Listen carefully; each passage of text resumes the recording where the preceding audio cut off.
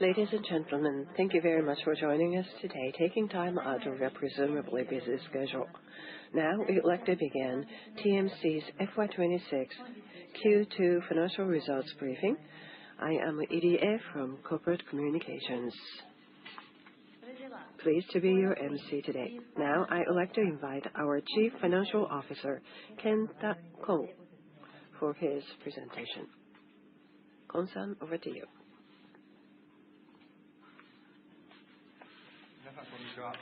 Good afternoon, ladies and gentlemen. Thank you for the introduction. I am Kon. Before I begin, I would like to start by sincerely thanking our customers around the world who love Toyota cars, our shareholders who support our efforts, our dealers and suppliers, and other stakeholders.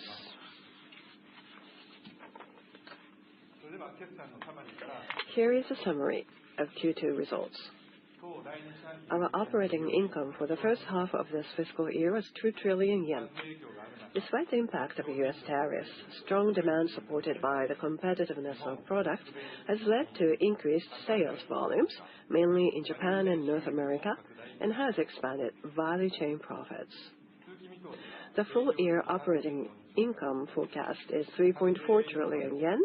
Despite the impact of the U.S. tariffs, we have continued to build upon our improvement efforts, such as increasing sales volume, improving costs, and expanding value chain profits.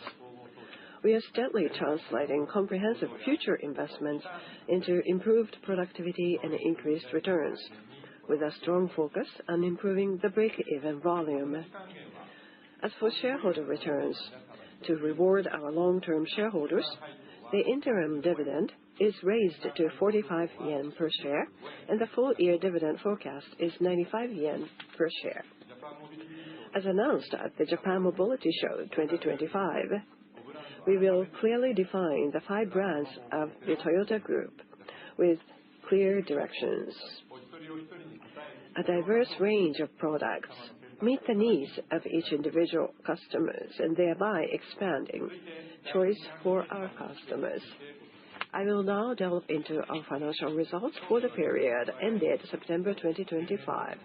Consolidated vehicle sales for the first half reached 4,783,000 units, or 105% of the same period last year.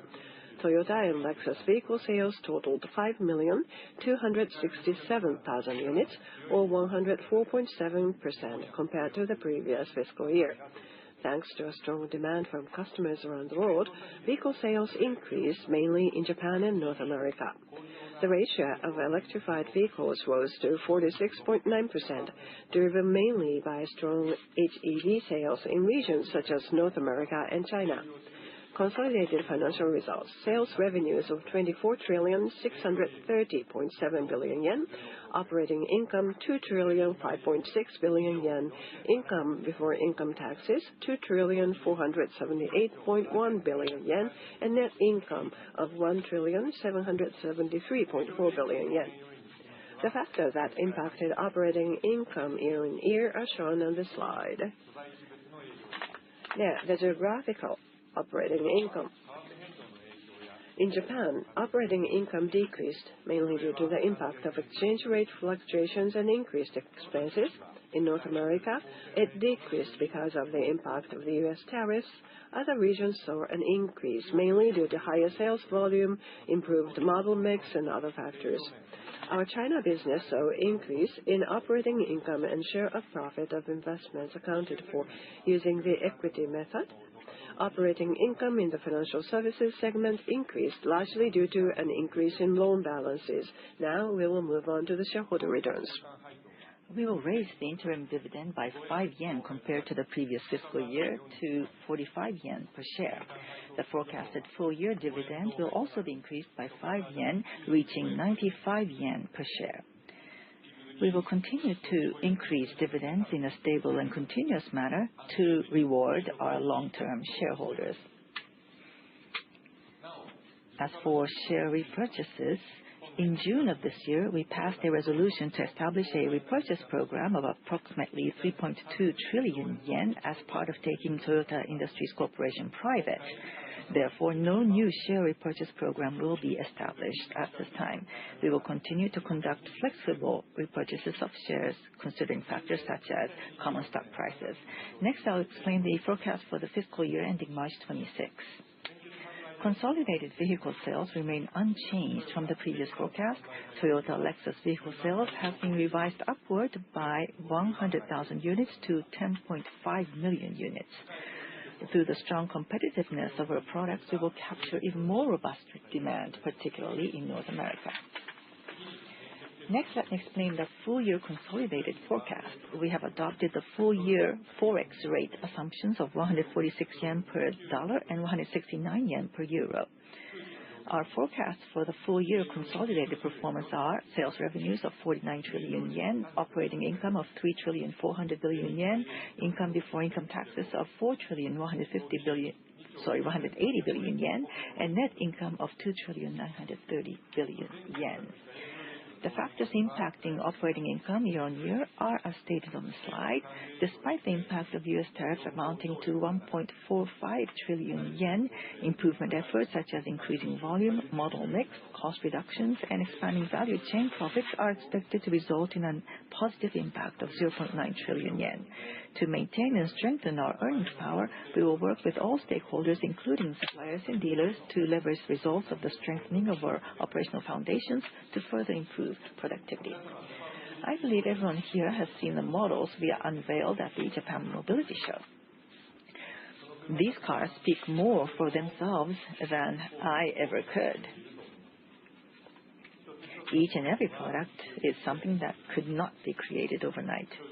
Toyota is a company managed through its products, which are the results of long-term efforts built up by many people. Our products were created by our development teams, production teams, suppliers, dealers, and of course, our customers and the market. The first half financial results reflect these efforts, and our cars have generated solid profits. And now, in addition to Toyota, Lexus, Daihatsu, and GR, we are able to introduce the new Century brand. By having each brand take on clearer roles within the Toyota Group to form complementary relationships, we can expand customers' choices even further with a diverse range of products that meet the needs of each individual. We hope you will continue to have even higher expectations for the Toyota Group moving forward. A diverse range of products supported by such strong brands has led to 150 million units owned by our customers worldwide, and the value chain business has expanded to the order of 2 trillion yen in operating income. This is a result of efforts by teams on the front lines in service, sales finance, used car sales, insurance, and others to maximize the value of each vehicle, supported by product strength such as ease of repair and strong supply of parts, as well as high residual values. The new RAV4 is the first to adopt Irene, a platform designed to efficiently develop software. RAV4 is our best-selling global model with an annual sales of 1 million units. We deliberately chose to lead with this challenging model.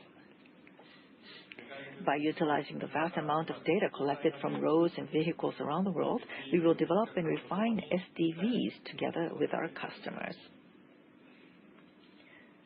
By adding our SDV strategy to the virtuous cycle of new cars and value chain businesses, we will further strengthen our profit foundation. Over the past 2 years, we have grappled with certification issues and lack of capacity head-on, carrying out activities to reinforce our operational foundation. As a result, we are thoroughly focused on safety and quality while securing additional capacity, leading to a stable production. On the other hand, investments in human resources and future-oriented investments have expanded, and combined with the impact of U.S. tariffs, our break-even volume has risen significantly. To bring our break-even volume back onto a downward trend, we are launching company-wide initiatives. We will review the allocation of people, materials, and capital and turn the results of the reinforcement of our operational foundations into earning power.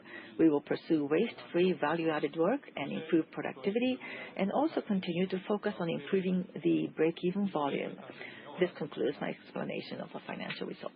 Thank you. Thank you very much, Kon-san. Now we would like to open the floor for questions. Let us prepare the stage.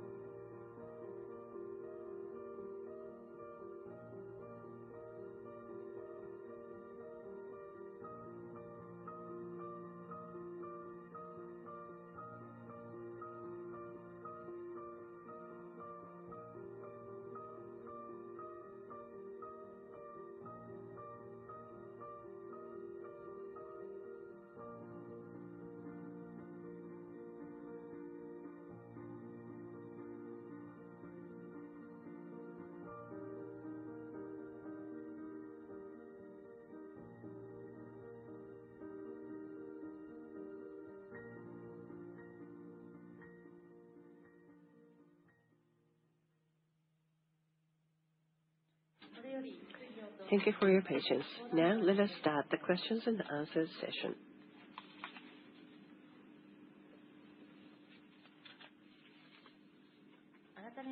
Your questions will be addressed by our Chief Financial Officer, Kenta Kon, as well as our COO, Takanori Azuma from the accounting group. Please allow them to be seated as they respond to your questions. Now, I would like to open the floor for questions. If you have any questions, please raise your hand and indicate and wait for a microphone to be brought to you. And please limit your questions to 2 so that as many people as possible can ask questions. In the second row, in the middle section, please. Thank you. I am Kawaguchi from Nikkan Kogyo Shimbun. 2 questions. Number 1, first of all, for the past several years, you are focusing on earning power. There must have been various external factors, but how have you raised your earning power with those efforts, and how has that been reflected in this Q2 results? Now, 15% in September is something that we heard about the U.S. tariffs as determined, and for the throughout the year, how do you plan to minimize the impact? I am sure you're working in various fronts, but probably you can tell us your directions. Thank you. Thank you very much for your questions. Well, earning power. So, the first question was how our efforts have delivered, and that certainly is a question about our financial results themselves. As I mentioned in my presentation, 2 trillion yen and through 3.4 trillion yen in operating income is what we have announced.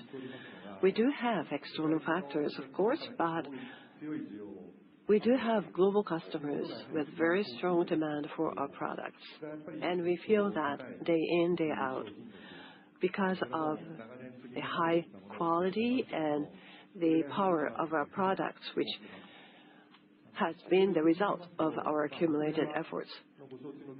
Regionally, North America, as you know, because of the impact of the tariffs, the situation is not rosy, although I cannot share with you other than North America. For example, China, Europe, Asian markets, and Africa. These markets, although the situation is not easy, but in terms of both revenues and sales volumes, we have seen some healthy situations. Brazil experienced some typhoons and hurricanes, but yesterday we announced the restarting of the production.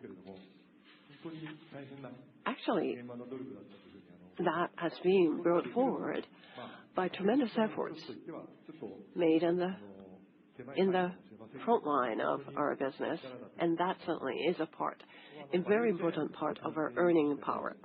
In terms of our value chain, 2 trillion yen annually is the revenues that we can expect. For 150 million cars being owned, of course, is the basis of the value chain revenues. But once again, that represents the power of our products. Residual value of used cars, for example, is maintained very high. And also, Toyota vehicles are often said as being very easy to repair because that concept is already built in the design of the cars. The repair personnel is involved in design so that easy to repair is an important part of our product, although it is not visible from outside. All of those components put together have been integrated into our earning power, thus the Q2 results. As for the second question of yours about the impact of the U.S. tariffs, how we responded successfully. I think I showed you some slide about that. Did I? Well, 1.45 trillion yen is the impact from the U.S. tariffs.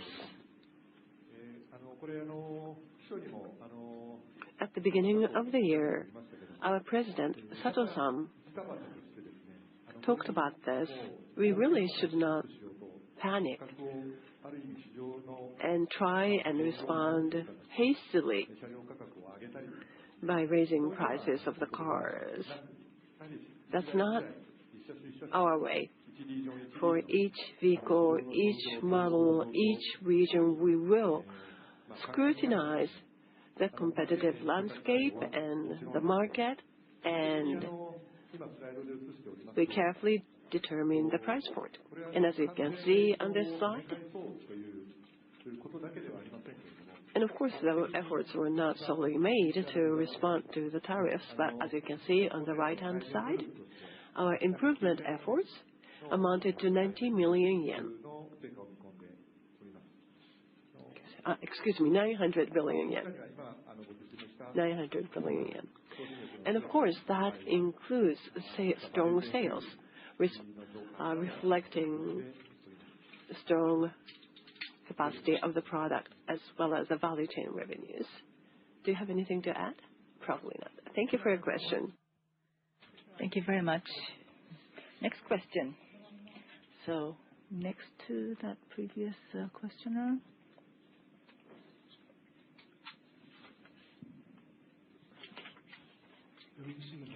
Mizuno from Yomiuri Newspaper. Thank you for your presentation. My question is to Kon-san. Chinese semiconductors, the Nexperia, the issue of Nexperia. What sort of countermeasures are you taking against that shortfall? Has it impacted you, and what sort of measures do you intend to take going forward, please? Mizuno-san, if you could ask two questions at once. or are you satisfied with just one? Just one is fine. Okay.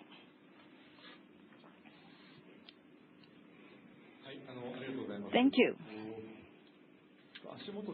Well, most recently, we have not seen any impact so far, but we do know that there's a risk. Therefore, we're trying to scope the impact and the areas where the impact would be felt, and we're currently monitoring the situation very closely. And of course, this is not only for Toyota, but it's, I think, for the entire supply chain, and we're looking for alternatives and what other options we have available. We are researching such alternatives and also monitoring very closely the impact and situation. Thank you.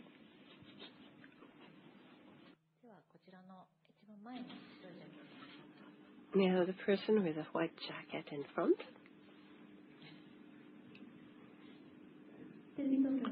Thank you. I'm Nagai from TV Tokyo. I have two questions for Kon-san. Number one, about the U.S.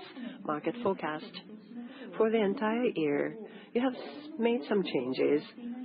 Or not? No, you have not made any changes. But according to researchers, after October, because of the tariffs, car prices could rise in the general U.S. market. So how do you view the North American market going forward? The second question is about what you mentioned in the second part of your presentation, earning power. In order to regain the downward trend, the all-out efforts will be made. What sort of efforts will you be making in terms of break-even volumes, for example? What level would you like to bring it back? By what time frame? Thank you. Thank you very much for your questions. As for the North American markets going forward, as you mentioned, and very rightly so, the volumes that we expect have not been changed from the previous announcement. As we hear from the U.S., we see lots of very strong demand for our products. You may know this. The sales incentives tend to be very low, reflecting the strong value of our products. Still,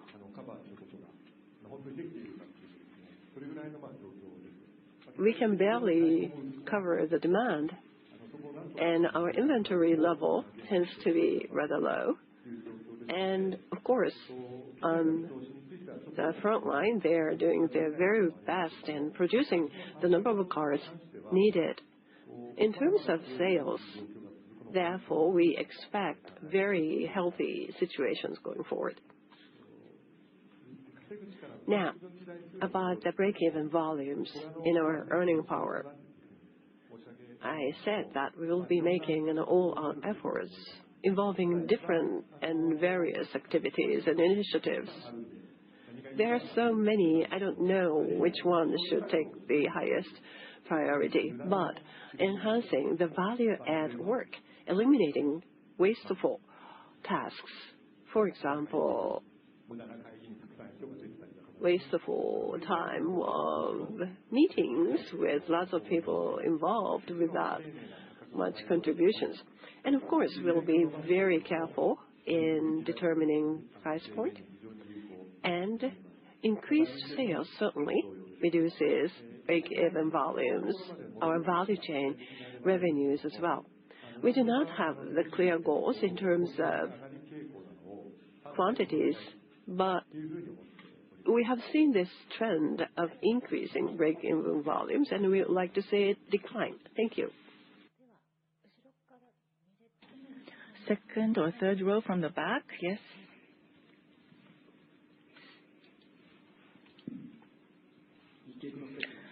Chikaoka from Nikkei Cross-Tech. I have two questions as well. First question about hybrid. Hybrid is growing quite rapidly. So going forward, do you have any expectations about the future growth of hybrid going forward? As for EV, in 2030, 3.5 million units, I think, is your base volume, and you don't intend to change that base volume? That's the first question. The second question is about the price pass-through of tariff costs. Tariffs, basically speaking, or in essence, should be borne by the U.S. side. That is my recognition.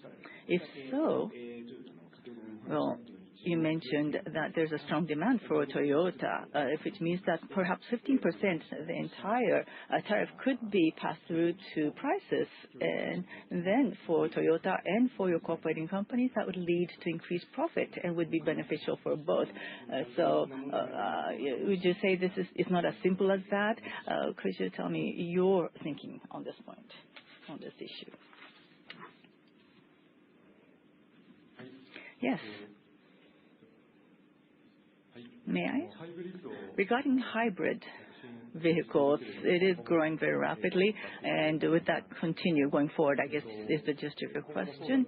Well, we believe that growth will continue, and we can't say, but from what I hear from my observations of the market, the request for increased production toward hybrids and the demand from customers for hybrids is very strong. So we would like to accommodate such a request through production, through increased production, and accommodate the customers' requests, thereby increasing our volume for hybrids, I believe. As for BEV, well, we're looking at the actual demand, and it seems that compared to our initial estimations, things are actually declining. That is, there's a shortfall against our expectations, and therefore we have to look at the customer and market situation to, at a appropriate timing, deliver a good products that meet their needs. And the next one was about price pass-through of tariff costs. Well, if you say that because you have such competitive product, if you increase your prices by 15%, it will be beneficial for all, you said. But well, for many years, in the case of Toyota, we have many cars that's really been loved and used by our customers. For example, Corolla, Hilux, Surf, or 4Runner in the United States, or Highland Cruiser.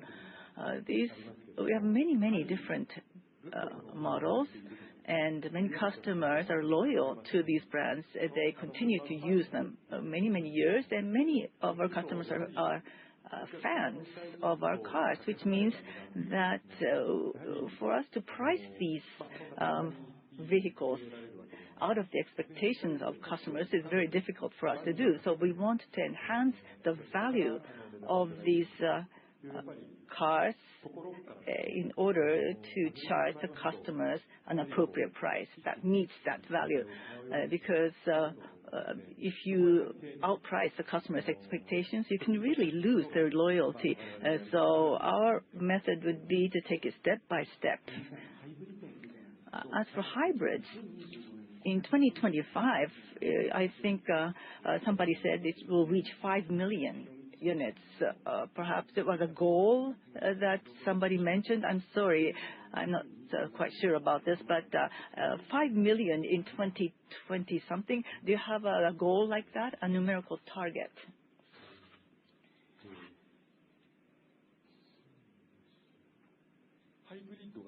You mean hybrids? Yes, hybrids.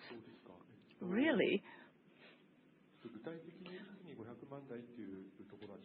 Well, at least I don't have any numbers firsthand on when we'll reach 5 million, but the hybrid ratio amongst our 4.46 million units this year. That's about 200,000 units up from last year. So this pace of growth, I think we should maintain this pace of growth going forward. Yes, thank you.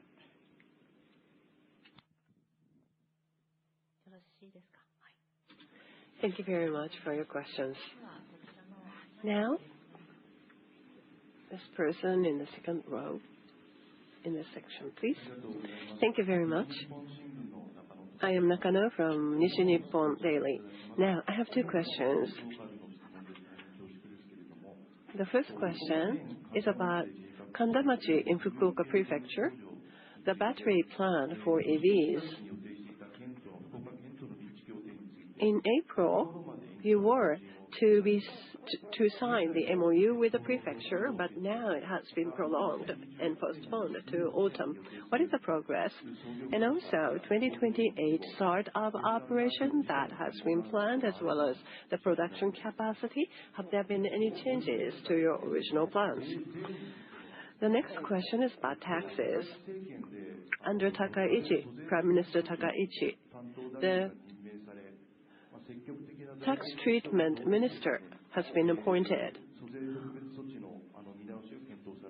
and some special measures could be taken in terms of taxes. And what is the view on that situation? And also, with the outlook for any preferential tax treatment, do you have any outlook for that?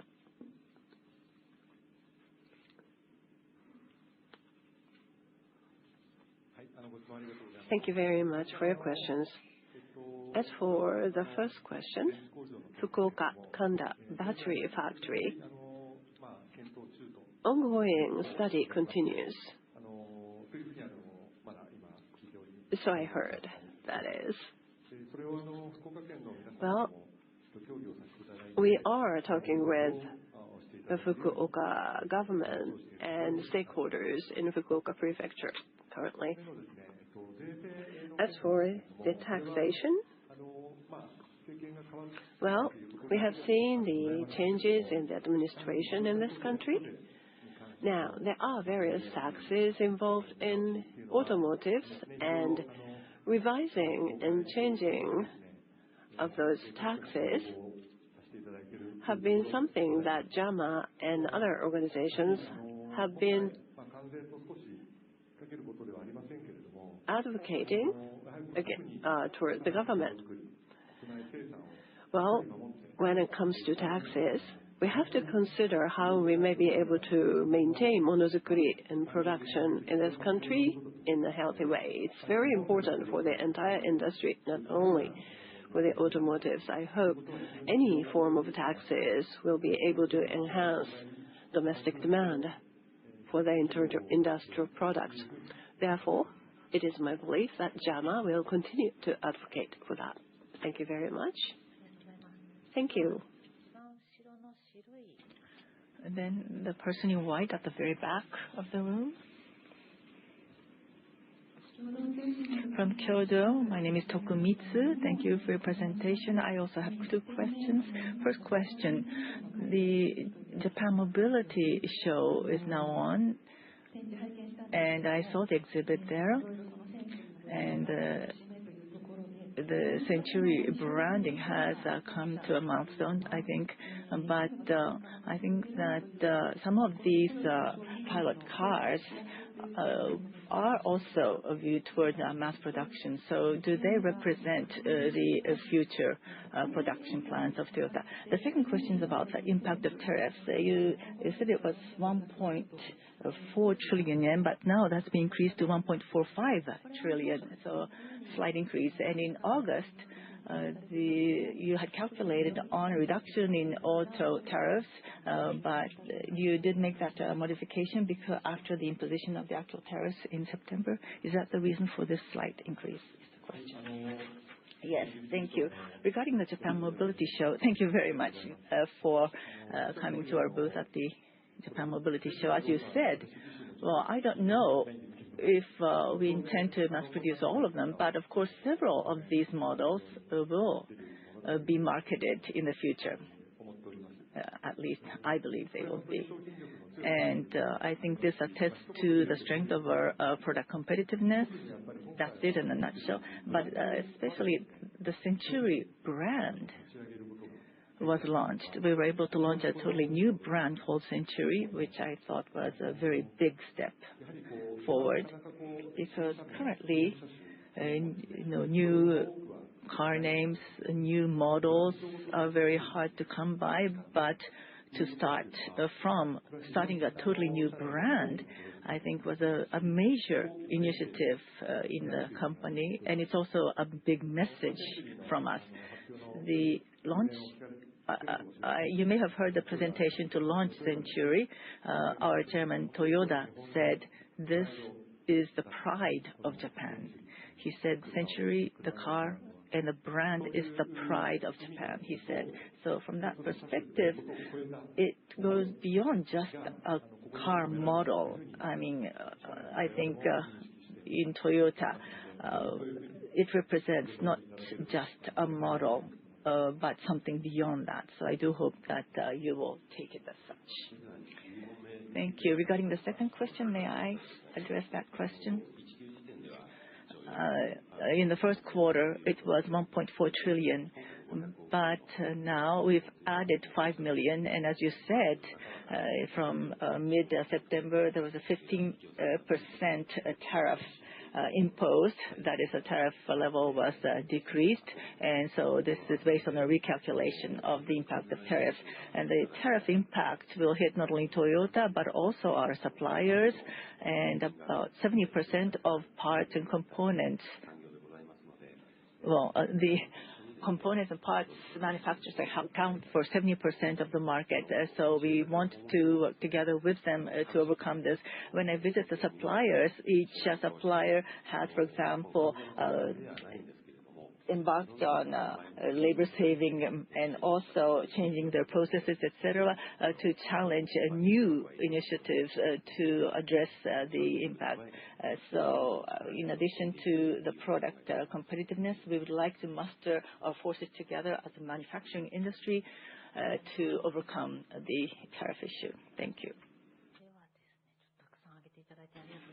Thank you very much for your interest. The person on the left, please. I am Toyoshima, WBS TV Tokyo. Kon-san, I have some questions for you. As a result of the U.S.-Japan tariff agreement, what do you think of it? Well, actually, the end result was as Toyota had expected, 15%. But now you are expecting the 5 million yen in negative increase. Is it because you have taken the very conservative way of revisiting your numbers? Or is the situation really, really difficult? Well, shortly after the announcement of your Q2 results, your stock price went up a little bit, but now it began to decline. Probably the market expected more of the improvement in revenues and profit, but how do you view that? Are there any risks of downward revisions going forward or upward revisions in your view?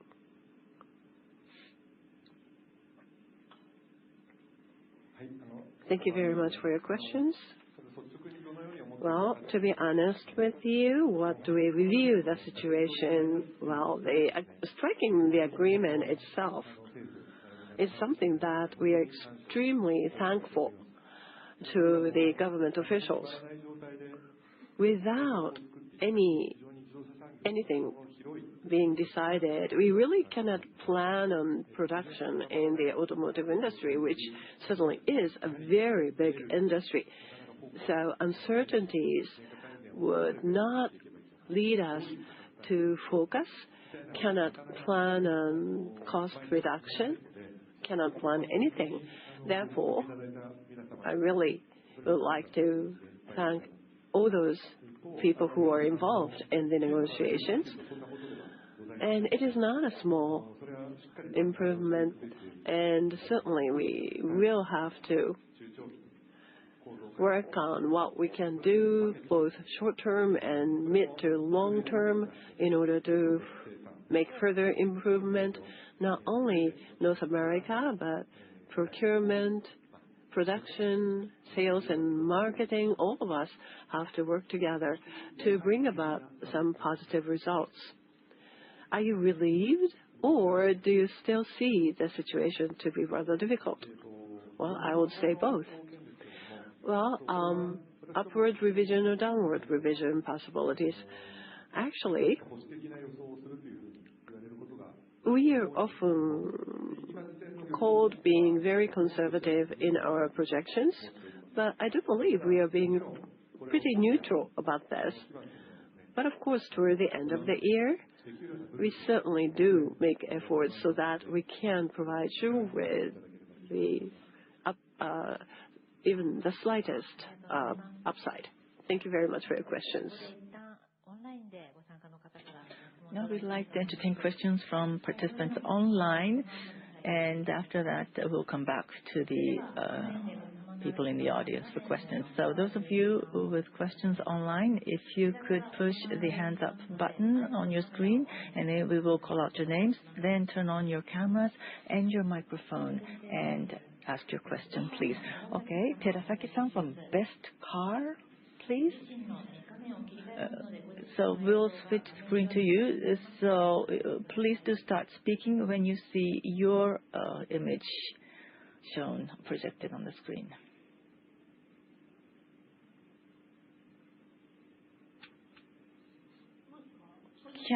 Can you hear me? Yes, we hear you, and we also see you. Thank you. This is Terasaki from the editorial department of Best Car. Thank you. I have two questions. First question. Well, it's been mentioned several times about the value chain, and that it takes up a big portion of your operating profit. And looking at the graph, from 2020 for 5 years, you've probably increased your operating profit from value chain by double. You're doing many things. I think, of course, the value of used cars is increasing. But 5 years ago, I believe the residual value of your used cars was still very high. But the operating profit doubling, I think, is something really a tremendous feat. So specifically, what pushed up the operating income so much? And you have 150 million cars in possession. That's quite a large number. But 5 years ago, I think you had similar numbers. So what changed to boost the operating profit in the value chain so much over the past 5 years, to the extent that you can disclose? That's the first question. Second question, since this is a good opportunity, you talked about Japan Mobility Show, but at your booth in the Southern Hall, it was very popular. In Century, there was a 40-minute waiting line to view the Century. And so for the mobility show as a whole, I think the Japanese market will be boosted and galvanized. So if you could, Kon-san, talk about your impressions about the heat at the mobility show. Yes, thank you. First question will be addressed by myself, Azuma. The value chain. Well, about 7 years ago, for the employees and to the outside, the then president talked about leveraging on the ownership and 6,000 stores and overseas 16,000 dealership network, leveraging that strong dealership network to communicate on a one-to-one basis with our customers. And that declaration was made in 2017 or 16, and then we started Kinto. And about 5 years ago, the car ownership was a little more than 100 million. But over the past 5 years, thanks to you, new car sales has been increasing at 10 million a year. And also, our ownership of our cars has also increased. And against that backdrop, in Europe, we extended our guarantee period so that we can entice customers to come to our dealers more often.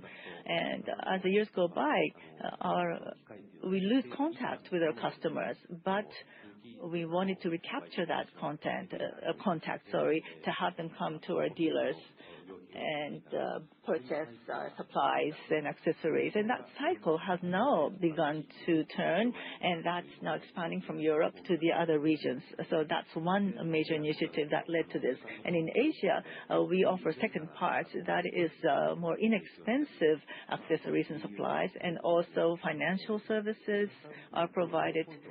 So we want to utilize the dealership network to extend our touch points with the customers. And just the head office telling these regions what to do, you'll not come up with good ideas. But such good practices are now being leveraged across various regions, and we're building on these good practices, sharing these good practices, and that's leading, I think, to the very good results we're seeing today. Thank you.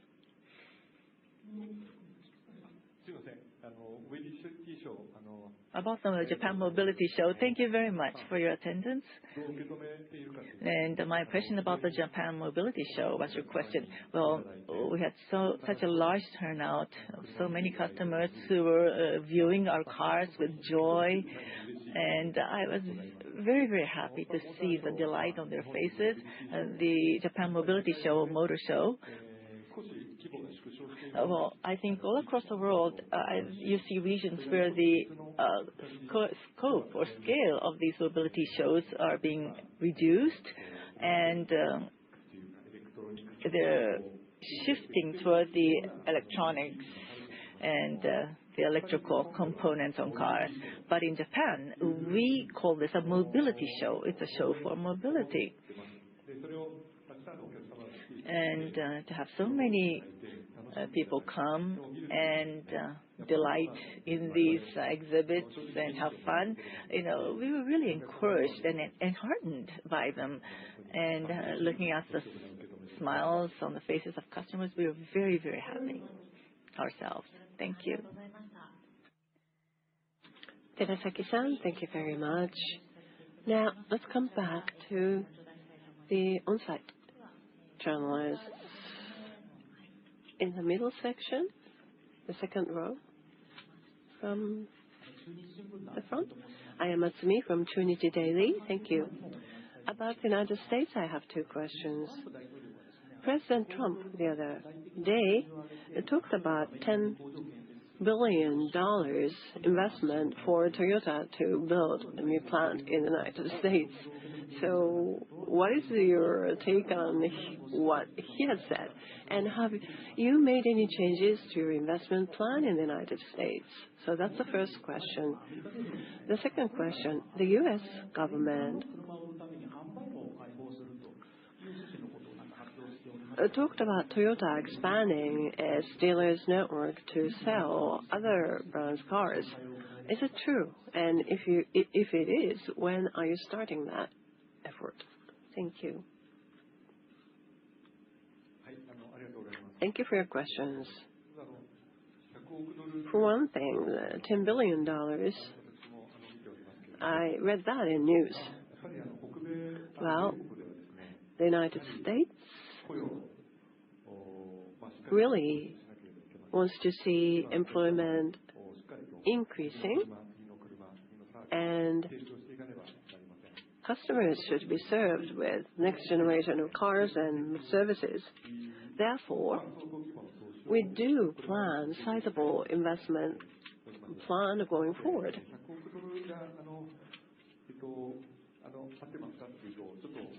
I cannot really say it's $10 billion, but I would say Toyota will continue to make a sizable investment in the United States. I have to limit myself to that. Now, in terms of Toyota's dealership to sell imported cars, well, Toyota makes cars in the United States, so we are considering doing something about the Toyota cars made in the United States. Now, how about other OEMs? Vehicles being sold in Toyota's dealers network.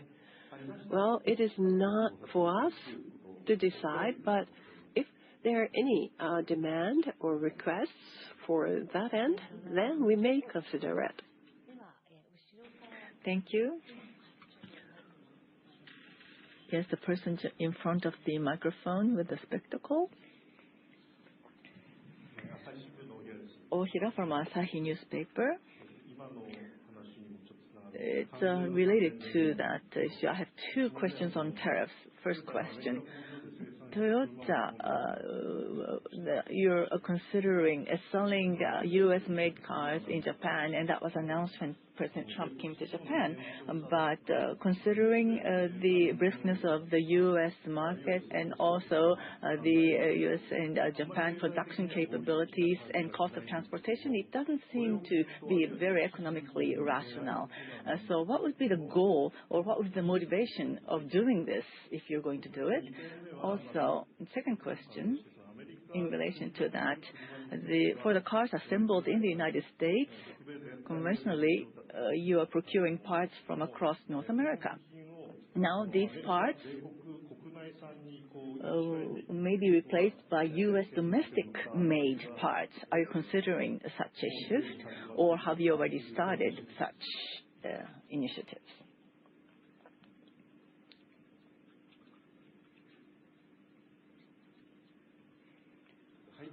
Yes, thank you. First question. I would like to address the first question about the economic rationale. What's the meaning of or rationale behind engaging in reverse imports?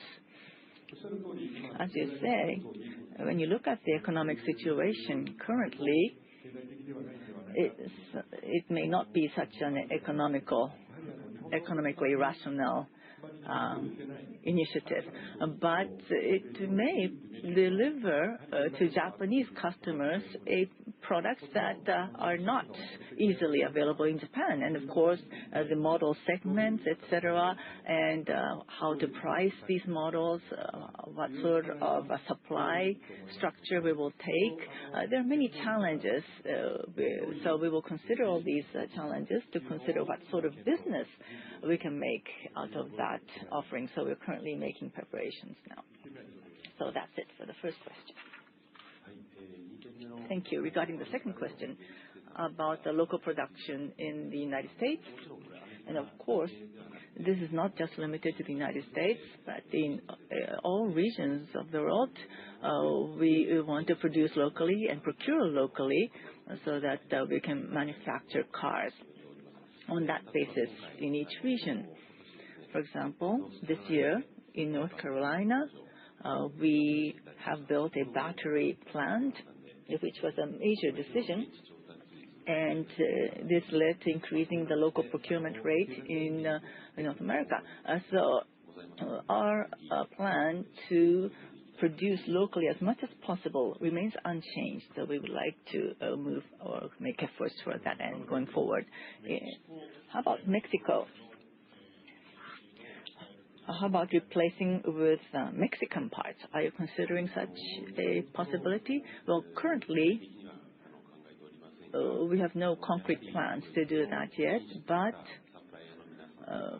when we consider the suppliers who have already made forays into the local market and the manufacturing they do there, and of course they are hiring employees and they have to, of course, create the livelihood of their families as well. Therefore, I think we'll have to take all that into consideration when we make such decisions. Thank you very much, Ohira-san, for your questions.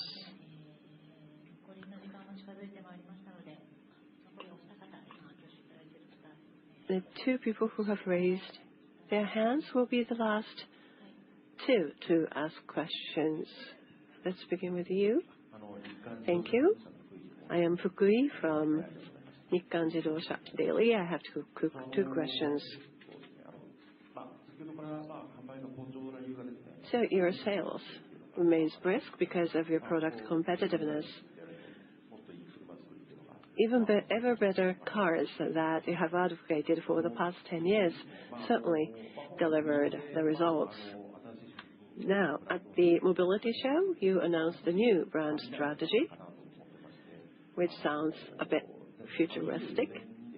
In 2024, you experienced the certification irregularities, and at the time, you revisited your product plans altogether, and you launched various projects to do so, revisited them, and some projects, I understand, have been either delayed or cancelled. What sort of impact do you see now out of that? Because development takes 2 to 3 years. Your healthy product portfolio toward the latter half of 2020s, do you think you will be able to maintain momentum, and that would impact your profitability? So I would like to learn your midterm view. In relation with that, your investment in the United States has been mentioned. This year, for the year, you increased the number to about 130 units, but then your production plan remains at around 10 million. And in the United States, you have a very low inventory level because your cars are selling so well. So how do you plan on your capacity increase in terms of production? Because just increasing the capacity would only increase your fixed cost. So how do you plan to go over 10 million vehicles? Do you plan to enhance your alliance within the group and to be more efficient in procurement of components? So what's your plan going forward?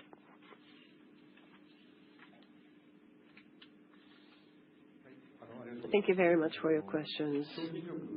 About the product competitiveness for the midterm future, it seems that you may have a question about that. Well, 2 years ago, we did experience the certification irregularities, and we put on lots of efforts in reinforcing our foundation. Well, sometimes we had to halt our production lines. So 2 years ago, 1 year ago, we experienced that quite frequently. That is not about the product competitiveness, but it was about the production. But certainly, those hiccups we experienced in the past, but they have decreased. They have been decreasing very rapidly. It is true, increasing the fixed cost rapidly will have a future impact. Therefore, we really have to be careful when we plan for that. For example, it may be an impact of 1 second or 2 seconds on the production line, but we have to make steady efforts in order to enhance our productivity step by step. We are not talking about thousands of or hundreds of thousands of vehicles or million vehicles to increase in our production.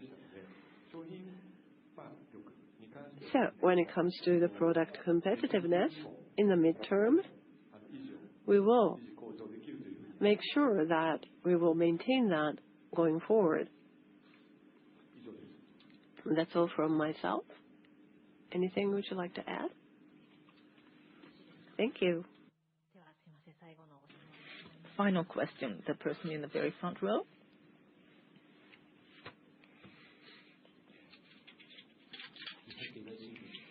Yao from Nihon Keizai newspaper. I have also 2 questions as well. First question. Your management is based on product and region. So one of your axes is, of course, the region, and you want to be the best in town. So compared to other manufacturers, you have a revenue structure that's not biased in particular countries or regions. So what sort of impact do you feel from the tariffs on this regional-based sales or operation? And another is related to this, about the maintaining the production capacity of 3 million units a year domestically in Japan. In the previous financial results, you also announced about the new construction in Toyota City of a factory, but due to increased tariffs by the United States, your export costs will increase. And I believe that you announced that you will adjust destinations to adjust for that. So how do you intend to work toward maintaining the 3 million units production capacity in the domestic market in Japan? So I'd like to address the first question. Well, we have managed our company based on product and also region, and we are also managing the company based on that. And about 10 years ago, we were skewed on North America. More than half of our sales was from the United States, and the remainder from the rest of the world. But if we had been imposed such tariffs with the same sort of situation, then the impact would have been much larger. So we have to think first about the customers in each region to engage in our business operations, and that's done by the regions. The same for revenue. Lexus customers, GR customers, and the many car companies, each are attended to by each of these divisions or regions. So the regions are working hard, not against each other, but in a balanced manner, and that's why we have a very good revenue structure. For example, in Africa, in the past, Africa was part of the rest of the world.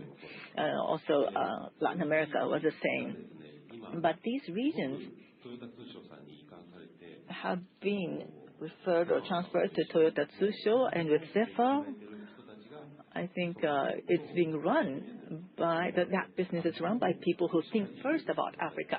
So they support very high revenues in Africa. And in the earnings report, Japan, Asia, Europe, Africa, and the other regions are actually leading the revenue for us. And within Asia, India, and also in Europe, there were some very difficult regions where Toyota were using these markets to polish our products. But now these regions are seeing an increase in revenue. So we're very well balanced in terms of regions. And so all of Toyota is making a global effort to accommodate the U.S. tariffs.